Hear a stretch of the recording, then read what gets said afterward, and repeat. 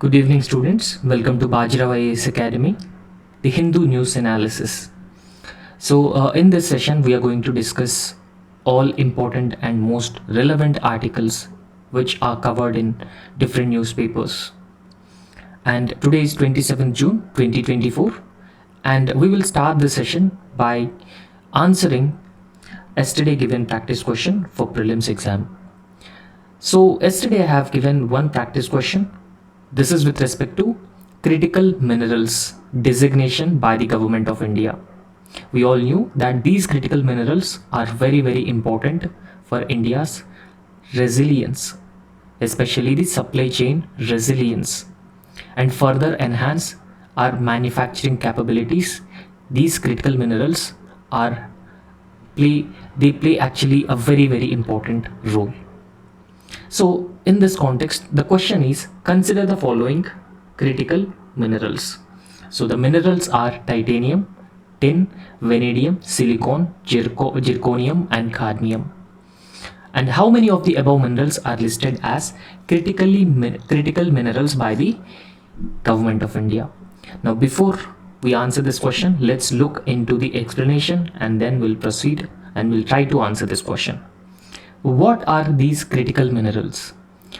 As I have already told you that critical minerals are essential and important minerals because they have a very important role in economic arena or economic sector. They play a very important role in ensuring national security.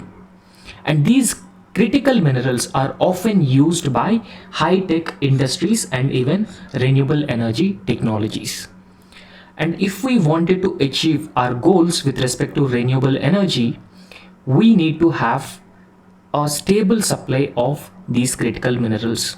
So if we wanted to develop high-end technologies in our country, we need to have a resilient supply of critical minerals. So therefore, self-sufficiency is very important in the context of these essential minerals.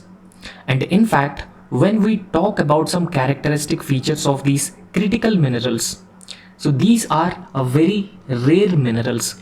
They are not easily available, they are very rare, and it is also very difficult to mine. And in case if we do not find a suitable mineral, it is very difficult to substitute original mineral with another mineral of same characteristics or same properties. And in fact, critical minerals are very often vulnerable to the supply chain disruptions, and because of that reason, it is very important to enhance the supply chain resilience with respect to these critical minerals. In case when we talk about these critical minerals, the supply of these critical minerals is very limited at the global level. The production is less, supply is low, and there are number of geopolitical factors which may cause the supply chain disruptions. So therefore, for any country to ensure national security, produce energy through renewable energy resources, or develop renewable energy technologies and high-tech industries, critical minerals very important.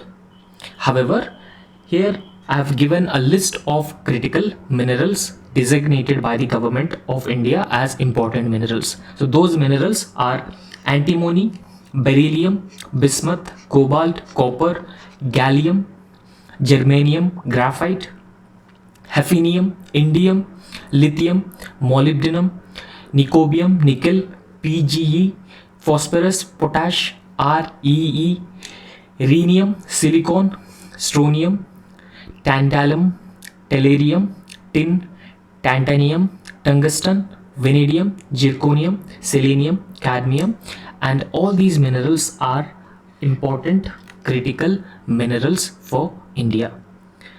Now, in fact, the critical mineral designation is provided by Ministry of Mines, Government of India. So hence, if you look into this, all these minerals, titanium, tin, vanadium, silicon, zirconium and cadmium, all these minerals are designated as critical minerals by Ministry of Mines, and hence the correct answer for this question is option D. If it is possible, try to just have a look at all these minerals again. Now we'll next proceed on to the today's prelims practice question. So the question is Nasha Mukt Bharat Abhiyan. So that is essentially drug free India. So and we also have the target of making India drug free by 2047. Nasha Mukt Bharat by 2047 or Nasha Mukt Bharat Abhiyan, sometimes seen in news, comes under the which of the following ministry? This is also very very important because very often this particular ministry has been started various initiatives with respect to the drug free India. So options are A, Ministry of Social Justice and Empowerment, B, Ministry of Health and Family Welfare, C, the Ministry of Home Affairs, and D, Ministry of Ayush. So this is simple question. Try to answer this question in the comment section. Even if it is wrong, no problem. I'll be providing you the correct answer in tomorrow's class. Now without any delay, let's start our discussion with respect to different articles and editorials which are covered in various newspapers. The first article is Opposition's Larger Demography and Leader of Opposition's Big Responsibility. Now we all knew that recently 18th Lok Sabha elections, 18th general elections were concluded, and we are also knew that the present NDA government did not get enough seats, even though their majority is along with their alliance partners is a majority that is just sufficient to form a government. Now NDA government has formed its own government at the central government level, and therefore if you look into the opposition parties this year, opposition parties are also very very strong. So since all the opposition parties, INDIA coalition partners have a greater majority, now it is remain to be seen how opposition actually plays a leading role in India's opposition as an India's opposition coalition. Right. The context is that 2024 general election, and it has resulted in numerically largest opposition in Lok Sabha history. Now if you look into the history of Lok Sabha and number of opposition parties, this is the largest opposition party, of course including all alliance partners, all coalition partners, and all coalition partners together known as INDIA alliance have got 234 seats. Right. So in fact it is one of the largest numbers that opposition has ever got, and therefore since opposition parties have a huge majority in the Lok Sabha, it has reignited discussions about the role and the significance of the leader of opposition. So what role that the leader of opposition can play? Because if you look into the working of Lok Sabha in last two terms, the leader of opposition position was almost neglected, right? So there was not even a proper leader of opposition because of weak opposition numbers in the Lok Sabha. But after this 18th Lok Sabha elections, these opposition parties have got a huge numbers, and because of such a huge numbers, the leader of opposition and his position and his role in the ongoing term of Lok Sabha remains to be seen. How it would further strengthen India's parliamentary democracy remains to be seen. Now no doubt that leader of opposition is very very important for any democracy, or opposition very important for any democracy. Now we'll try to understand what is the historical and legal framework in India with respect to leader of opposition. Now when we look into the recognition of leader of opposition and definition of leader of opposition, so there was a legislation which was passed by the parliament The legislation was the salary and allowances of leader of opposition in the Parliament Act of 1977. Right? So this legislation was passed in 1997. And this particular legislation first defined what is leader of opposition. Again, I'm repeating, the salary and allowances of leader of opposition in Parliament Act 1977 defined who is a leader of opposition and what is the leader of opposition. And in fact, according to this definition, the leader of the party in opposition with the greatest numerical strength is recognized as leader of opposition as per this particular legislation. However, so there should be a certain numerical strength also to become a leader of opposition, right? So any party candidate to be recognized as a leader of opposition, that political party must secure at least 10% of the total strength of the Lok Sabha. In fact, this is as per Speaker's Direction 121 from, and it is also followed from 1950s onwards, right? In Lok Sabha, any party to be recognized as the opposition party, that party must get at least 10% of the total strength, 10% of the total seats of the strength of the Lok Sabha. However, we all knew that the 10th schedule deals with the anti-defection law. Anti-defection law. 10th schedule deals with the anti-defection law, that is 52nd constitutional amendment. And this 10th schedule, which deals with anti-defection law, recognizes all political parties as parties regardless of size.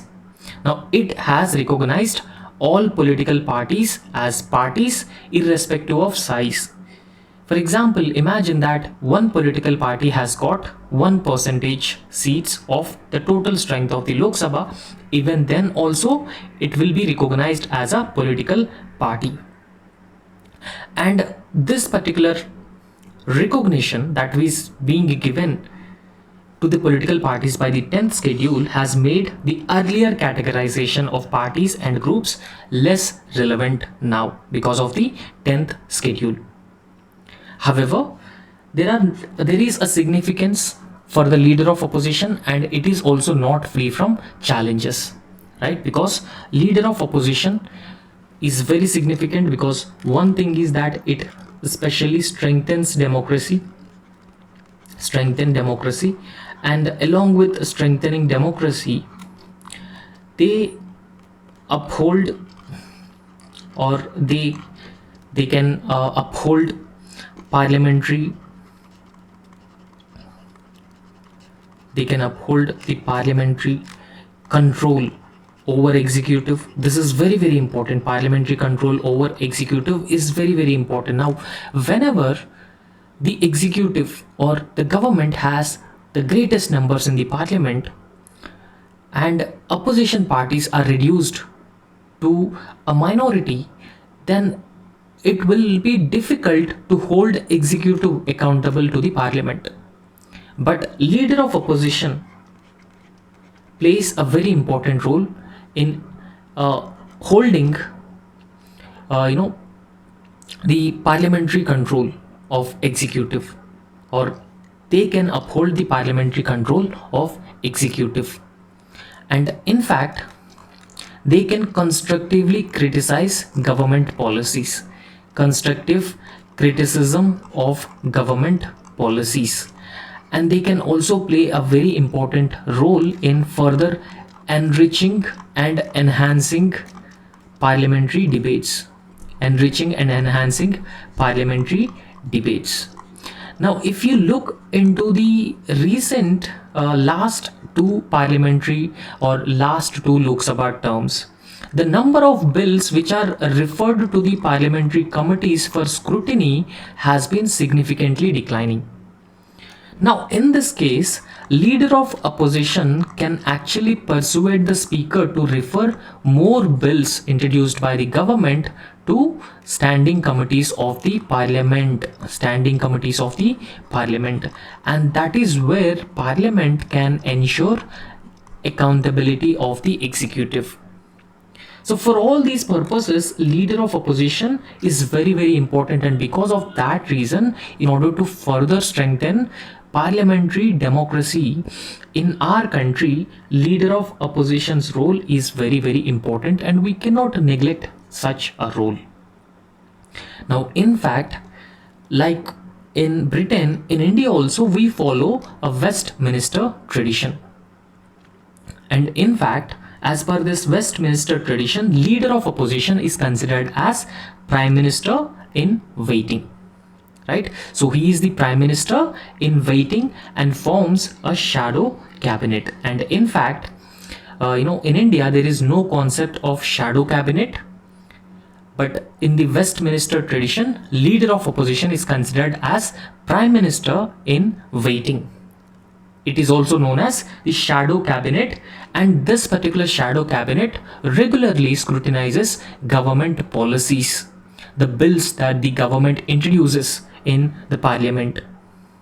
However, when we talk about the adaptation of the shadow cabinet in India, India has not adopted this shadow cabinet system, because in parliamentary form of government, there is a less stability in the government, because it is all about numbers. When a government is formed by one political party, if it is unable to prove majority tomorrow, then the party must resign, or the government must resign. And therefore, in such a parliamentary form of government, shadow cabinet system is desirable, but in India we have not adapted this shadow cabinet system. So if we have adopted this shadow cabinet system, it provides a ready government. So in case if one political party, if the government resigns, then the shadow cabinet led by the opposition or leader of opposition would immediately form the government that ensures stability. And in fact, the 1977 Leader of Opposition Act does not define the specific functions which are performed by the leader of opposition. However, one challenge that very often leader of opposition faces is that now we need to compare it with the ruling coalition or ruling alliance. Now, in ruling alliance, there is a power sharing agreement between the alliance partners. However, there is no such agreement between the leader of there is no such opposition, there is no such framework or mechanism among these opposition parties, and therefore the primary role of bringing all these opposition parties together falls on the leader of opposition. Right? So a unified voice of all opposition parties is very important, and in this context, leader of opposition's role is very crucial. How efficiently he brought all political parties together is very important to constructively criticize the government policies or efficiently use the position of leader of opposition. However, we need to understand the impact of 2024 elections on opposition's role, because 2024 elections, people have given a clear mandate for the opposition political parties also. Numerically, the opposition parties have got greatest strength in the Lok Sabha. So therefore, the opposition parties can also raise their concerns about the government and government policies. And it is believed that this greatest strength of the opposition political parties will also significantly strengthen the role of opposition in the parliament. So this unprecedented 234 plus opposition members is not a small number in the Indian parliament. And such a huge number without a doubt boost the opposition morale and it will also have a significant influence on the parliamentary proceedings here. And that is how the opposition role is very, very important. However, rather than pursuing their individual political party interests, it is very important that all these political parties must work to protect and strengthen democracy.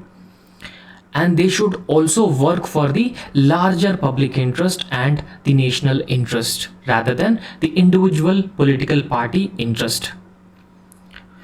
So apart from that, if you look into the parliamentary dynamics after this 2024 elections that took place, this new dynamic of opposition political parties getting a huge number of seats in the Lok Sabha affect the question admissions, debates over different bills, and bills which are being referred to the parliamentary committees and other house functions, and that significantly strengthen the voice of opposition political parties. Now, in all these aspects, we should not forget the critical role that leader of opposition plays. Because leader of opposition has a crucial responsibility with respect to maintenance of opposition's unity. The responsibility to maintain opposition unity is actually fall on the leader of opposition, and how effectively he would communicate with the government without government failures with the public is also very, very important here. However, there is also a lot of potential for strengthening democratic traditions, especially after this 2024 general elections and its results. Now, if you look into the communication channels between Prime Minister, President, Speaker of the Lok Sabha, President, and the leader of opposition, so a Britain tradition has been it encourages a direct communication, a direct regular communication between Prime Minister and the leader of opposition on different and major policy decisions, and such healthy conventions and healthy traditions must be developed in India also. So when there is a direct communication channel between the Prime Minister and the leader of opposition, then the differences between the government and the opposition can be significantly minimized, and that ensures smooth functioning of the parliament. And that also gives a scope for the opposition parties to constructively criticize the government policies. However, when we look into the historical precedents with respect to Indian Parliament, Prime Ministers, or the leader of the government giving a lot of importance and priority to the opposition political parties. So earlier, when Nehru was the Prime Minister, so he engaged with the opposition leaders, and his regular engagement with the opposition political party leaders actually demonstrates the respectful parliamentary discourse, and such traditions and such conventions must be revived in the Indian Parliament as well for a healthy parliamentary functioning. However, there is an opportunity for the normalcy, right? So this presents an opportunity for both the government and the opposition political parties, with the leader of opposition as its head provides an opportunity to restore normalcy and start a constructive debate in the parliament, and constructively criticize the policy failures of the government which is in power, or political party which is in power. So this is about the role of leader of opposition and how a leader of opposition can actually ensure that the government is accountable to the parliament and to the people. Now, next important article is about the rooftop solar potential in India. Now, when we talk about this rooftop solar potential, now India is, we knew that India is located in tropics. So tropics are countries the temperature variations are at minimal, right? So the annual temperature range is less in these tropical regions. We very well knew about that. Since India is located in tropics, we have a huge potential of generating solar electricity or tapping solar energy potential. However, at the individual level, we should not forget the rooftop solar potential, because in India we have around 140 crore people, and ensuring energy demand, or to meet energy demand or energy security needs, so we need to have a robust energy security architecture or framework in place. And in this context, the government has been looking to tap the rooftop solar potential in India. Now we'll try to understand this. So what exactly? Now understand that why we are looking to tap rooftop solar potential, because we all knew why renewable energy is increasingly emphasized in recent times, because of the climate change concerns. Now when I say climate change is a concern, no doubt that whenever we produce power from thermal power plants, the raw material that we use in this thermal power plants is coal. Coal is used as a raw material in thermal power plants to produce energy. However, coal is a fossil fuel, and when we burn this fossil fuel, it releases carbon into the atmosphere, and this carbon causes climate change. And we all have ambitious goals with respect to reducing the climate change and its intensity, and India also announced its goals with respect to the reducing, or its actions to reduce climate change. Now as part of such ambitious targets, developing or exploring solar rooftop potential is also very important. In this context, exploring solar rooftop potential is also very crucial. Now if you look into India's installed rooftop solar capacity, so it has increased by 2.99 gigawatt in 1 year 23-24, and in fact it is one of the highest growth rate in a year, because as of March the total rooftop installed capacity in India is 11.87 gigawatt, but in just 1 year we have achieved, or we have increased 2.99 gigawatt. Okay, so this is the data which has been provided by Ministry of New and Renewable Energy. So in order to meet increasing energy demand, India needs to double down on its efforts to expand the solar rooftop potential, right? Solar rooftop potential has to be substantially increased. However, in order to tap the solar rooftop potential or rooftop solar potential, a number of schemes were announced by the Union government from different years, since different years. The first important such program for developing rooftop solar potential or exploring potential was Jawaharlal Nehru National Solar Mission. So this particular mission was launched in January 2010. So when we look into this mission, it has one important objective. The objective was produce 20 gigawatt of solar energy through rooftop solar potential, right? However, this objective should be achieved in different phases. For example, 2010-13 one phase, 2013-17, and it is overall 3 phases. However, in the year 2015, when the NDA government came to power, the government has revised the target, and the target of generating energy, especially from the solar energy, has increased to 100 gigawatt. It has been increased to 100 gigawatt by 2022. By 2022 we need to achieve 100 gigawatt of rooftop solar energy. So that includes 40 gigawatt rooftop solar potential. However, it has also provided yearly targets for each state and union territory as well.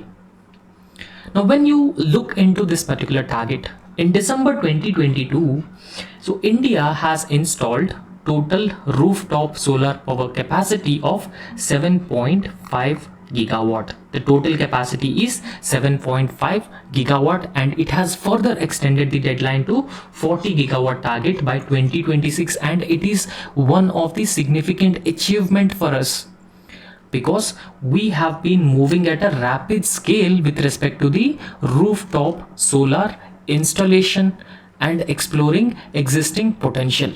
So therefore, we have fixed a deadline by 2026. We need to have 40 gigawatt of rooftop solar installation. However, there is a need for financial incentives for installing this rooftop solar equipment, and technological advancements, of course, without a doubt, is very important, because technological advancements will enhance the efficiency of the solar panels and make it more affordable for all the consumers to purchase and install these rooftop solar panels. And awareness in this regard is very important, because it is not a conventional form of energy. Since it is an unconventional form of energy resource, it is very important that we need to enhance awareness, and training should also be given, right? So with respect to rooftop solar installation, and we need to look into all these areas as critical areas to substantially enhance solar rooftop installation. However, when you look into the states which are performing much more better in terms of rooftop solar installation, Maharashtra, so with an RTS capacity, rooftop solar capacity of 2072, right? So it is one of its highest in India. So its total capacity is 2072 megawatt, right? So 2072 megawatt, and it is also one of the top performing states owing to its robust solar policies and conducive regulatory environment as well. However, similarly, Kerala, Tamil Nadu, Karnataka also have made a robust progress in terms of rooftop solar installation capacities. Particularly when we talk about Kerala, it has 675 megawatt, Tamil Nadu 599 megawatt, and Karnataka 594 megawatt. However, we need to enhance awareness among the people to install these rooftop solar panels, because one way it enhances energy security for the consumers, and secondly, it reduces individual emissions of greenhouse gases, right? So individual emissions of greenhouse gases, it ensures energy security, and it would also affordable for the consumers over a period of time, because they substantially reduces their electricity bills once they installed these rooftop solar photovoltaics, right? So there are number of benefits, and it is also green in nature. Because of that reason, it is very important that we need to promote rooftop solar photovoltaics installation. However, it is not free from the challenges. There are number of challenges, for example, bureaucratic hurdles and inadequate infrastructure, lack of public infrastructure, and along with the lack of public infrastructure, these solar photovoltaic manufacturing is not adequately developed in India. Rather, we have dependent on imports for these solar photovoltaics, and that is the cause of concern here. And apart from that, we have to promote research and development. Research and development is very important. Technological advancement is also very important in this context. However, there is a program called Pradhan Mantri Surya Ghar Muft Bijli Yojana, and this is a flagship initiative to fit into 1 crore households this rooftop solar system and help them get up to 300 units of free electricity every month. Now 300 units of free electricity every month is not a small feat, and in fact it benefits or it helps all the consumers. Okay, so 1 minute.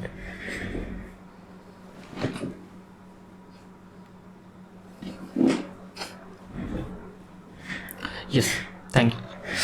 So, in fact, the scheme has a financial outlay of 75,021 crore, which includes financial assistance for consumers or 65,700 crore, and incentives for distribution companies of 4,950 crore, and incentives for the local bodies and model solar villages.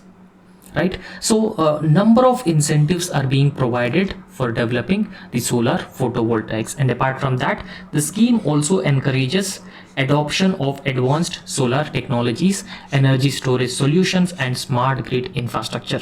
So all these areas are very, very important, because once we started investing in all these areas, so they will give substantial results in the future by increasing rooftop solar installation and ensuring energy security for the majority of the consumers, and we will be able to meet the goals that were already made by the government of India under Mission Panchamrut and its intended nationally determined contributions. So secondly, we can create awareness, and it is key and it is very important to get consumers on board. We need to focus and get consumers on board. However, this rooftop solar installation needs to be economically viable. So if it is not economically viable, the consumers will not ready to install these solar photovoltaics. So therefore it should be economically viable for the households, and government subsidies are doing a lot of good for these consumers, and low cost financing options are required to encourage consumers to adopt the solar photovoltaics in a large scale. Apart from that, we need to promote research and development in solar technology, energy storage solutions, smart grid infrastructure. So all these factors can lower the cost and improve the performance and enhance the reliability of the solar rooftop systems. However, apart from that, there is a need for investments in training programs like Surya Mitra, right? So solar PV technicians program that was initiated in 2015, and vocational courses need to be introduced. Skill development initiatives will actually help build skilled workforce with respect to solar photovoltaics. So next important question. So prolonged exposure to the coal mining causes respiratory and skin diseases in workers. So a study has been proved. In India, we have the coal deposits, especially in this Chota Nagpur plateau and eastern part of India. And when you look into the the way the coal workers have been working in these mines, it is very often informal in nature without having any safety gear. So therefore, of course, there is a prolonged exposure to the pollutants by these coal miners, that has resulted in widespread respiratory and skin diseases among these mine workers and other inhabitants in 6 districts in India, so which are located in this coal belt where coal extraction is the major occupation of the people. So the survey of 1,200 households published by National Foundation for India, and that is an organization for social justice and issues. Now according to this, at least 65% of the participants who were interviewed, they have reported that the health issues such as chronic bronchitis, asthma, skin ailments such as eczema, dermatitis, and fungal infections, these were reported. And in fact, people who are living closer to these mines are relatively more vulnerable. There is no doubt that they are more vulnerable. Okay, so there are districts like Dhanbad and Ramgarh, and there are people who have been facing such health related issues, and there is a high incidence of lung and breathing related diseases and skin infections also. So therefore, the world's shift away from the coal is expected result in a significant losses and economic downturn in coal dependent regions due to climate change. Now there are voices which have been advocating that we need to shift away from the coal and adopt renewable energies to reduce climate change, and that will impact the livelihoods of the people who have dependent on coal, and this will impact not only the coal miners, workers, but also the broader coal economy, right? So that's all in this lecture, and thank you so much. So please like the video and also subscribe to our YouTube channel. Thank you.